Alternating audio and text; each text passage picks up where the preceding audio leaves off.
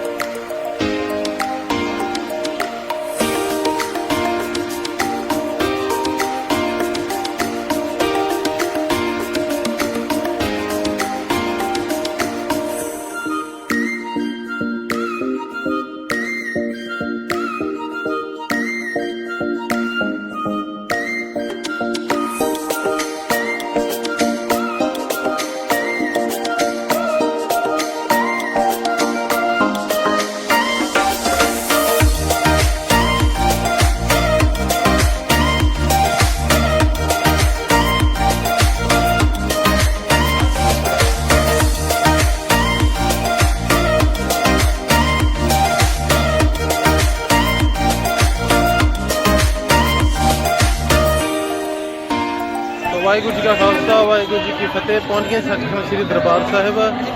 तो आप इधर हैगे हैं जी अपने जलियांवाला बाग वाली साइड।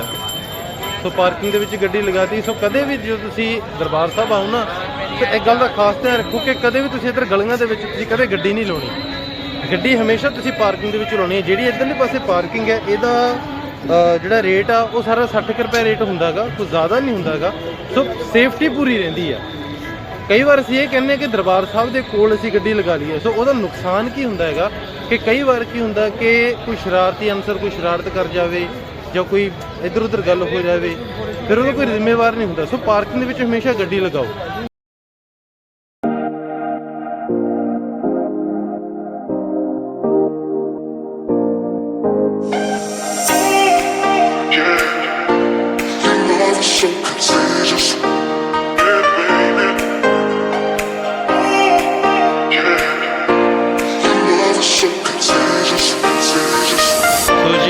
ये दरबार साहब जी का मेन गेट है।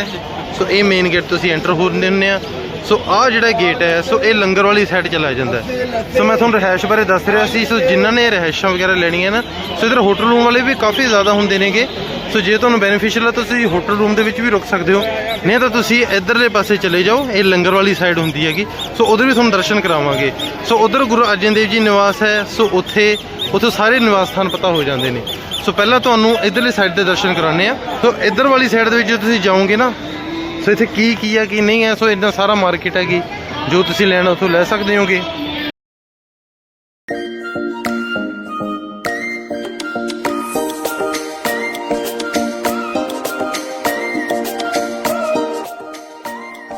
सो ये आ गया जी अपना लंगर वाली साइड आ गई ये सारी। तो तुसीं देख सकते हो आपां उधरले पासों आए सीगे, उधरले पासों आके ये लंगर वाली साइड आ गई बैकग्राउंड आ गई जिसों की साइड तो भी काफ़ी संगत आंदी रहिंदी हैगी। सो वो सामने की है जी उत्थे लंगर की रसद वगैरह जमा होंदी हैगी।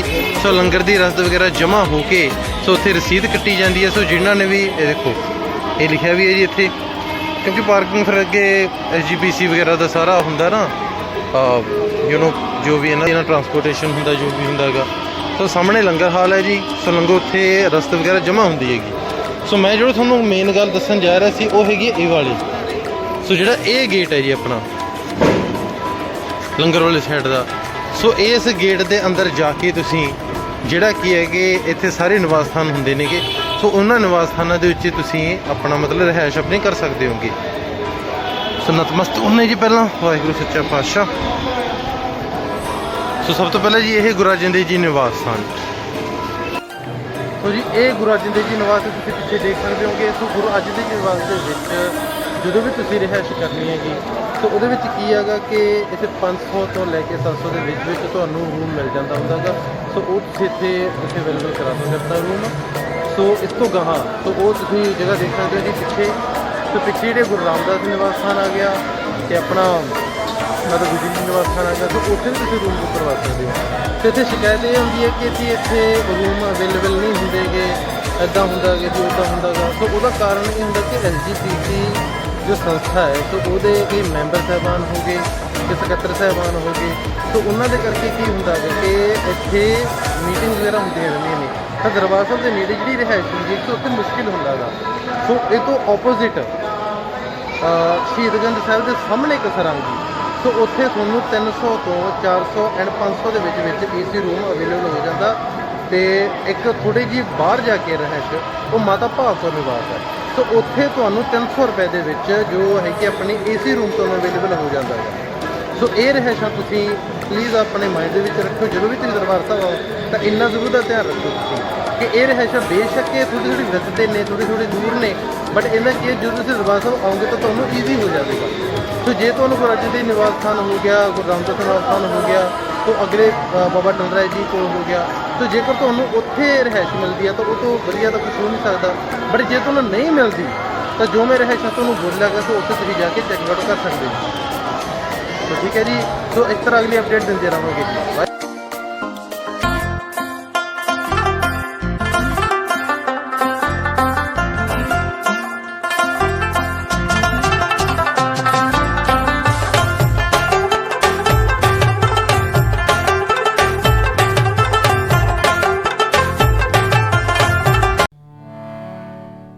ਤੂੰ ਸਾਜਨ ਤੂੰ ਸਾਜਨ ਤੂੰ ਪ੍ਰੀਤਮ ਮੇਰਾ ਚਿਤੇ ਨਾ ਬਿਸਰੇ ਕਾਹੂੰ ਬੇਰਾ। ਤੂੰ ਸਾਜਨ ਤੂੰ ਪ੍ਰੀਤਮ ਮੇਰਾ ਚਿਤੇ ਨਾ ਬਿਸਰੇ ਕਾਹੂੰ ਬੇਰਾ। ਤੂੰ ਸਾਜਨ ਤੂੰ ਸਾਜਨ।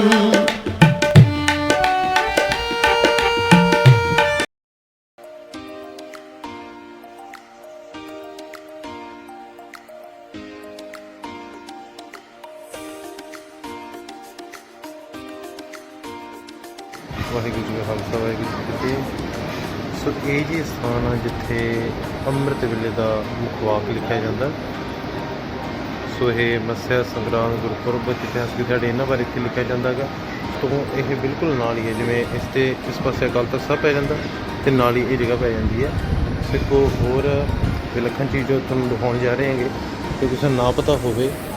ਸੋ ਇਹ ਹੈ ਜੀ ਜਿਹੜੇ ਵੀ ਰਾਗੀ ਸਿੰਘਾਂ ਨੇ ਇੱਥੇ ਹਾਜ਼ਰੀਆਂ ਭਰਨੀਆਂ ਨੇ ਉਹਨਾਂ ਦੀਆਂ ਜੋ ਵੀ ਡਿਊਟੀਆਂ ਹੁੰਦੀਆਂ ਨੇ ਉਹ ਇੱਥੇ ਲਿਖੀਆਂ ਹੁੰਦੀਆਂ ਨੇ। ਜਿਵੇਂ ਕਿ ਮੈਂ ਥੋੜ੍ਹਾ ਕੋਲ ਕਰਕੇ ਦਿਖਾ ਦਿੰਦਾ ਗਾ ਕਿ ਕਿਹੜੇ ਰਾਗੀ ਸਿੰਘ ਦੀ ਕਦੋਂ ਡਿਊਟੀ ਹੈ, ਕਿਹੜੇ ਰਾਗੀ ਸਿੰਘ ਦੀ ਕਦੋਂ ਡਿਊਟੀ ਹੈ। ਸੋ ਇਹ ਦੱਸਿਆ ਜਾਂਦਾ ਜੀ। ਸੋ ਜੀ ਹੁਣ ਮੌਕਾ ਹੋ ਗਿਆ ਕਿ ਤੁਹਾਨੂੰ ਮੇਰੇ ਬਹੁਤ ਹੀ ਅਜ਼ੀਜ਼ ਮਿੱਤਰ ਨਾਲ ਮਿਲਾਉਣ ਦਾ। ਭਾਈ ਸਾਹਿਬ ਹਰਪ੍ਰੀਤ ਸਿੰਘ ਜੀ, ਵਾਹਿਗੁਰੂ ਜੀ ਕੀ ਫਤਿਹ। ਸੋ ਹਜ਼ੂਰੀ ਰਾਗੀ ਭਾਈ ਲਖਵੀਰ ਸਿੰਘ ਜੀ ਦੇ ਸੁਪੁੱਤਰ ਨੇ, ਦਰਬਾਰ ਸਾਹਿਬ ਹਾਜ਼ਰੀਆਂ ਭਰਦੇ ਰਹਿੰਦੇ, ਮੇਰੇ ਬਹੁਤ ਅਜ਼ੀਜ਼ ਮਿੱਤਰ ਨੇ। ਸੋ ਅਸੀਂ ਮੁੰਬਈ ਮਿਲੇ ਸੀਗੇ। ਹੁਣ ਇਹਨਾਂ ਨੇ ਹੁਕਮ ਕੀਤਾ ਅਤੇ ਕਹਿੰਦੇ ਕਿ ਭਾਜੀ ਆਓ ਹੁਣ ਤੁਸੀਂ ਅੰਮ੍ਰਿਤਸਰ ਆਏ ਹੋ ਅਤੇ ਤੁਹਾਨੂੰ ਘੁਮਾਈਏ ਕੁਛ। ਸੋ ਤੁਹਾਨੂੰ ਹੁਣ ਉਹ ਚੀਜ਼ਾਂ ਦਿਖਾਉਣ ਜਾ ਰਹੇ ਹਾਂ ਜੋ ਅੰਮ੍ਰਿਤਸਰ ਦੀਆਂ ਮਸ਼ਹੂਰ ਨੇ, ਜੋ ਤੁਹਾਨੂੰ ਸਿਰਫ ਇੱਕ ਅੰਮ੍ਰਿਤਸਰੀਆ ਦੱਸ ਸਕਦਾ। ਕਿਉਂ ਭਾਜੀ? ਬਿਲਕੁਲ ਜੀ, ਇਹ ਪਿਓਰ ਅੰਮ੍ਰਿਤਸਰੀਏ ਨੇ। ਹੁਣ ਤੈਨੂੰ ਪਿਓਰ ਚੀਜ਼ ਦਿਖਾਉਣਗੇ ਵੀ ਕੀ ਇੱਥੇ ਮਸ਼ਹੂਰ ਆ, ਕੀ ਨਹੀਂ ਮਸ਼ਹੂਰ ਆ। ਸੋ ਜਦੋਂ ਵੀ ਤੁਸੀਂ ਅੰਮ੍ਰਿਤਸਰ ਆਓਗੇ ਤਾਂ ਤੁਹਾਨੂੰ ਇਹ ਚੀਜ਼ਾਂ ਬਹੁਤ ਅੱਛੀਆਂ ਲੱਗਣਗੀਆਂ। ਸੋ ਆ ਜਾਓ ਜੀ। ਲਓ ਜੀ ਹੁਣ ਅਸੀਂ ਆ ਗਏ ਹਾਂ ਢਾਬ ਵਾਲੇ ਪਾਸੇ। ਜ਼ਿਆਦਾ ਰਾਸ਼ਨ ਦਾ ਕੰਮ ਹੈ ਜੀ।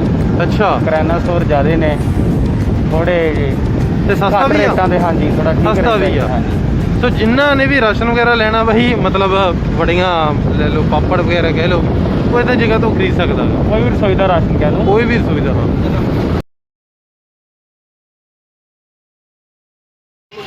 ਹਾਂਜੀ ਭਾਜੀ, ਆਪਣੀ ਦੁਕਾਨ ਦਾ ਨਾਮ ਦੱਸਿਓ ਤੇ ਆਪਣੇ ਕਦੋਂ ਤੋਂ ਚੱਲ ਰਿਹਾ ਜੀ ਇਹ ਆਪਣਾ? ਖਾਲਸਾ ਗੁਰਦੁਆਰਾ ਲਈ ਆਪਣਾ ਦੁਕਾਨ ਦਾ ਨਾਮ ਜੀ। ਹਾਂਜੀ, ਫੋਰਥ ਜਨਰੇਸ਼ਨ ਹੈ। ਵਾਹ, 4th ਜਨਰੇਸ਼ਨ। ਕੀ ਬਾਤ ਹੈ। ਸੋ ਕਿੰਨੇ ਕੁ ਮਤਲਬ ਆ ਜਾਂਦੇ ਨੇ ਤੁਹਾਡੇ ਕੋਲ ਇੱਥੇ ਲੋਕ ਰੋਜ਼ਾਨਾ ਦੇ ਕਰੀਬ? ਗਿਣਤੀ ਦੇ ਨਹੀਂ ਕੋਈ ਪਰ ਅੱਛਾ, ਅਣਗਿਣਤ। ਸੋ ਜੀ ਇਹ ਭਾਈ ਸਾਹਿਬ ਨੇ, ਸੋ ਸ਼ਹੀਦਾਂ ਸਾਹਿਬ ਦੇ ਬਿਲਕੁਲ ਦੇ ਨਜ਼ਦੀਕ ਤੁਸੀਂ ਗੇਟ ਜਿਹੜਾ ਹੈਗਾ ਉੱਥੇ ਇਹ ਤੁਹਾਨੂੰ ਦਿਖਾ ਦਿੰਦੇ ਆ ਜੀ। ਸੋ ਉੱਥੋਂ ਤੁਸੀਂ ਜਦੋਂ ਵੀ ਤੁਸੀਂ ਆਓ ਇੱਥੇ ਦਾ ਕੁਲਚਾ ਜ਼ਰੂਰ ਖਾ ਕੇ ਜਾਇਓ ਜੀ। ਸੋ ਟੇਸਟ ਕਰਦੇ ਆ ਜੀ ਕਿਵੇਂ ਹੈਗਾ।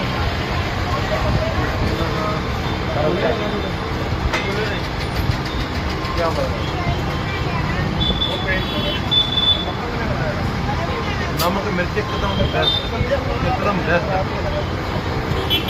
बिल्कुल सिरा कम की तरह।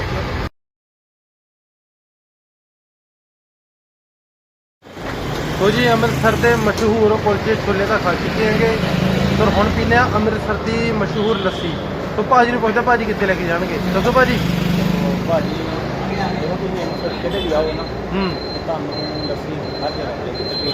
हाँ मैं बहुत देखा, बोर्ड भी देखा मैं। ਬਹੁਤ ਮਿਲੇਗੀ ਪਰ ਜੋ ਸਾਡੀ ਪਸੰਦ ਆ ਜ਼ਿਆਦਾ ਅੰਮ੍ਰਿਤਸਰ ਦੀ ਪਸੰਦ ਆ। ओके ਉਹ ਭਾਜੀ ਗਿਆਨੀ ਲੱਸੀ। ਗਿਆਨੀ ਲੱਸੀ ਹਾਂਜੀ ਨੋਟ ਕਰ ਲਓ ਜੀ। ਗਿਆਨੀ ਦੀ ਲੱਸੀ ਬਹੁਤ ਵਧੀਆ। ਇਹ ਭਾਜੀ ਪੈਂਦੀ ਕਿੱਥੇ ਕਾ? ਕਿੱਥੇ ਕੀ ਹਾਲ ਬਾਜ਼ਾਰ ਹੈ? ਹਾਲ ਬਾਜ਼ਾਰ ਹਾਲ ਬਾਜ਼ਾਰੋਂ ਜਿਹੜਾ ਭਰਾਵਾਂ ਦੇ ਢਾਬੇ ਕੋਲ ਹੁੰਦਾ ਵਾ। ਬਾਹਰ ਆਪਾਂ ਮੇਨ ਗੇਟ ਆ ਨੂੰ ਆਈਏ ਨਾ ਜੀ। ਹਾਂ ਹਾਂ ਹਾਂ ਰਾਤ ਦੇ ਠੀਕ ਹੈ ਜੀ।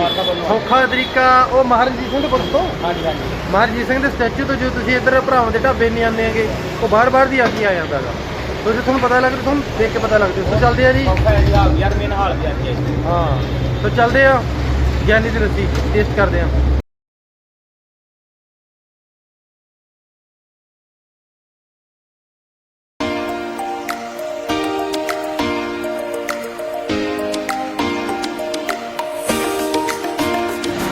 जी लस्सी मंगवा चुके हैं, टेस्ट कर लगे हैं भाजी।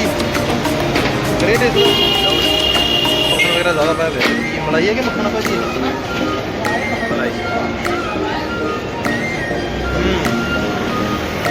जरा गल बस खराब क्या बात है भाजी। सो जो भी तुम अमृतसर आओ सो ज्ञानी की लस्सी जरूर ट्राई करके जाओ। ये नेड़े ही आ गई भरावां दे ढाबे तो नाल ही गली मुड़ती होती है जी। सत श्री अकाल जी सारिਆਂ ਨੂੰ। सो ਵੀਰੇ ਨੇ ਬਹੁਤ ਵਧੀਆ ਘੁਮਾਇਆ, ਹਰਪ੍ਰੀਤ ਨੇ। ਸੋ ਹਰਪ੍ਰੀਤ ਵੀਰੇ ਨਾਲ ਕੁਝ ਜਗ੍ਹਾ ਤੇ ਅਸੀਂ ਘੁੰਮੇ।